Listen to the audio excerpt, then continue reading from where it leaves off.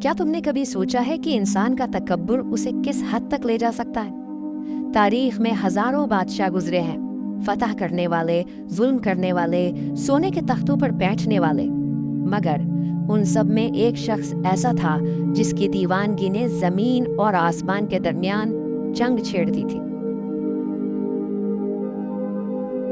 वो पहला शख्स था जिसने अपने सर पर ताज रखा। वो पहला शख्स था जिसने कहा, जमीन पर भी मैं हूँ और आसमान पर भी मैं ही हूँ। उसने जमीन के सबसे ऊंचे बुर्ज पर खड़े होकर अपनी कमान आसमान की तरफ सीधी की और तीर चला दिया। जब वो तीर वापस आया तो उस पर खून लगा और उस बादशाह ने तहखाहा लगाया और अपनी फौज से कहा, देखो मैंने आसमान वाले को भी कत्ल कर दिया। ये कहानी फिरौन से पहले की है। ये कहानी है बाबिल के उस जब्बार की जिसका नाम सुनकर आज भी इबरत का एहसास होता है। ये कहानी है नमरूद की। नूह अलैहिस्सलाम के तूफान के बाद जब जमीन दोबारा आबाद हुई तो बाबल वो पहला शहर था जो दुनिया का मरकज बना। अल्लाह ने उस कौम को बेपनाह ताकत दी थी। उनके जिस्म मजबूत थे, उनके जहन तेज थे और उनकी इमारतें बादलों से बातें करती थीं। इस सल्तनत का मालिक नमरूद बिन कनान था। उसे दुनिया के 4 बड़े बादशाहों में शुमार किया जाता है, 2 मोमिन और 2 काफिर। नमरूद वो काफिर था जिसने मशरिक से मगरिब तक हुकूमत। उसकी ताकत का ये आलम था कि परिंदे भी उसकी इजाजत के बगैर उसके महल के ऊपर से नहीं गुजरते थे। उसकी खुराक के गोदाम अनाज से भरे रहते थे। लोग दूर दूर से सफर करके आते ताकि नमरूद से खाना मांग सके, लेकिन इस ताकत ने उसे अंधा कर दिया था। शैतान ने उसे ये वसवसा डाला कि जो रिस्क देता है वो ही खुदा है। और यूं नमरूद ने अपनी रियाया से कहा, सिर्फ मेरी इबादत करो, मेरे सिवा तुम्हारा कोई रब नहीं। लोग भूख के डर से और उसकी हैबत के खौफ से उसके सामने सजदा करते। बाबुल की गलियों में नमरूद के बुत लगाए गए। हर तरफ शिर्क का घुप अंधेरा छा गया। ऐसा लगता था कि अब इस जमीन पर हक की रोशनी कभी वापस नहीं आएगी। मगर हर जब्बार के जवाल की शुरुआत एक खौफ से होती है। एक रात नमरूद ने ख्वाब देखा। उसने देखा कि आसमान से एक सितारा निकला है जिसकी रोशनी ने सूरज और चांद दोनों को बेनूर कर दिया है। वो घबरा कर उठा। नजूमियों को बुलाया गया। नजूमियों ने डरते हुए ताबीर बताई, ए बादशाह, तेरे मजहब में एक ऐसा लड़का पैदा होने वाला है जो तेरे मजहब को तबाह कर देगा और तेरी बादशाहत के खात्मे का बाइस बनेगा। नमरूद का चेहरा गुस्से से लाल हो गया। उसने वही हुक्म दिया जो सदियों बाद फिरौन ने दिया, बाबुल के हर नए पैदा होने वाले लड़के को कत्ल कर दिया जाए। हजारों मासूम बच्चों का खून बहाया गया। माओं की गोदें उजड़ गईं। नमरूद समझा कि उसने अपनी तकदीर बदल दी है, लेकिन वो भूल गया था कि जिसे अल्लाह रखना चाहे उसे पूरी दुनिया की फौजें मिलकर भी नहीं मिटा सकती। उसी साल उसी शहर में आजर के घर में एक बच्चा पैदा हुआ। माँ ने खौफ से बच्चे को शहर से बाहर एक गार में छुपा दिया। बचपन वहीं गुजरा, तन्हाई में, सन्नाटे में। ये बच्चा कोई आम इंसान नहीं था। ये वो था जिसे आग जलाने से डर जाए। ये वो था जिसे खलीलुल्लाह यानी अल्लाह का दोस्त कहा गया। ये इब्राहिम अलैहिस्सलाम थे। जब इब्राहिम जवान हुए तो वो अपनी कौम के पास वापस आए। उन्होंने देखा कि लोग पत्थर के बुतों को और खुद नमरूद को पूज रहे हैं। उन्होंने सवाल उठाया, तुम इन चीजों की इबादत क्यों करते हो जो ना सुन सकती है ना देख सकती है? बात नमरूद तक पहुंची।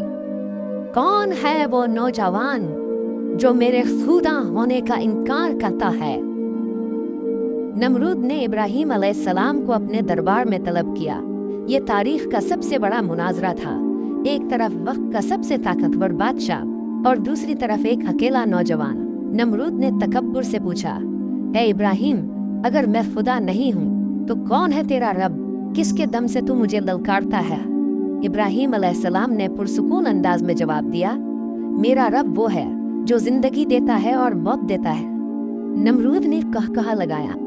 उसने फौरन 2 कैदी बुलाए, एक वो जिसे मौत की सजा हो चुकी थी और एक वो जो बेकसूर था। नमरूद ने हुक्म दिया, जिसे मौत की सजा मिली है इसे आजाद कर दो और जो बेकसूर है इसे अभी कत्ल कर दो। तलवार चली और सर धड़ से अलग हो गया। नमरूद ने फख्र से कहा, मैंने उसे मौत दी और उसे जिंदगी दी। मैं ही खुदा हूँ। ये मंतिक नहीं थी, ये धोखा था। मगर इब्राहिम अलैहिस्सलाम बहस में नहीं पड़े। उन्होंने वो दलील पेश की जिसने नमरूद की बोलती बंद कर दी। उन्होंने नमरूद की आंखों में आंखें डालकर कहा, बेशक मेरा अल्लाह सूरज को मशरिक से निकालता है। अगर तू खुदा है तो इसे मगरिब से निकाल कर दिखा। दरबार में सन्नाटा छा गया। वो जब्बार जो पूरी दुनिया पर हुक्म चलाता था, आज एक जुमले के सामने लाजवाब हो गया था। सूरज पर उसका कोई इख्तियार नहीं था। कायनात के निजाम पर उसका कोई जोर नहीं था। उस वक्त कुरान कहता है, फबुहितल लजी कफर, तो वो हक्का बक्का रह गया जिसने कुफ्र किया था। लेकिन हिदायत उसे मिलती है जो तलब करे। नमरूद शर्मिंदा होने के बजाय घबराहट और गुस्से में पागल हो गया। उसने इब्राहिम अलैहिस्सलाम को आग में डाला, मगर अल्लाह ने आग को ठंडा कर दिया। जब नमरूद ने देखा कि आग भी इब्राहिम का कुछ नहीं बिगाड़ सकी, तो उसका जुनून आखिरी हद पार कर गया। उसने कहा, मैं उस खुदा से जंग करूंगा जिसने मेरी आग बुझा दी। उसने बाबल में एक अजीमुशान बुर्ज तामीर करवाना शुरू किया। उसका मकसद था कि वो आसमान तक पहुंचकर नाउजुबिल्लाह अल्लाह को ढूंढ सके और उससे लड़ सके। ये वही वक्त था जब उसने तीर चलाया और वो खून आलूद वापस आया। शैतान ने उसे यकीन दिलाया कि उसने अल्लाह को जख्मी कर दिया है। मगर अल्लाह की पकड़ ढीली होती है, लेकिन जब आती है तो कोई बच नहीं सकता। अल्लाह ने एक फरिश्ता भेजा। फरिश्ते ने नमरूद को आखिरी बार समझाया, ईमान लिया, तेरी बादशाहत कायम रहेगी। नमरूद ने कहा, मेरे पास अपनी ताकत है, अपनी फौज है, मुझे किसी की जरूरत नहीं। 3 बार दावत दी गई, 3 बार इनकार किया गया। आखिरकार नमरूद ने चिल्लाकर कहा, अपने खुदा से कहो अपनी फौज लेकर आए, मैं मैदान जंग में उसका इंतजार करूंगा। सूरज निकल आया। नमरूद अपनी अजीम तरीन फौज लेकर मैदान में खड़ा था। वो आसमान की तरफ देख रहा था, इंतजार में कि कोई फरिश्ते उतरेंगे या कोई बिजली गिरेगी।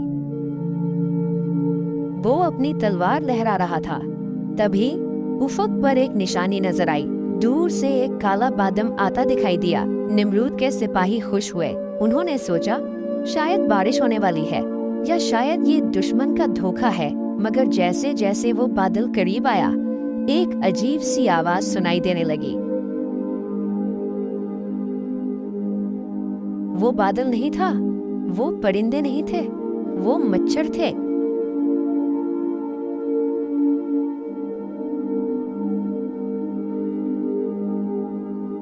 अल्लाह ने कोई फरिश्ता नहीं भेजा, कोई तूफान नहीं भेजा, कोई शेर या हाथी नहीं भेजा। अल्लाह ने अपनी सबसे कमजोर, सबसे हकीर मखलूक को भेजा। मच्छरों की तादाद इतनी थी कि सूरज की रोशनी खत्म हो गई। इन मच्छरों को अल्लाह ने खास हुक्म दिया था, इनका खून पी जाओ और गोश्त खा जाओ। एक लम्हे में वो अजीम फौज जो दुनिया फतह करने निकली थी, बेबसी की तस्वीर बन गई। मच्छर उनकी नाकों में, कानों में घुस गए। लोहे की वर्दियां धड़ी की धड़ी रह गईं।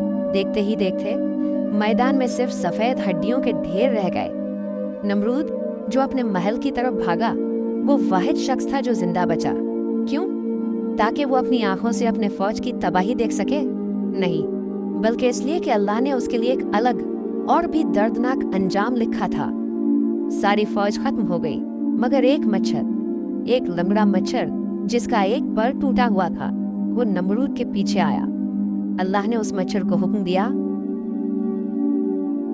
वो मच्छर नमरूद की नाक में घुसा और वहां से होता हुआ सीधा उसके दिमाग में जा बैठा।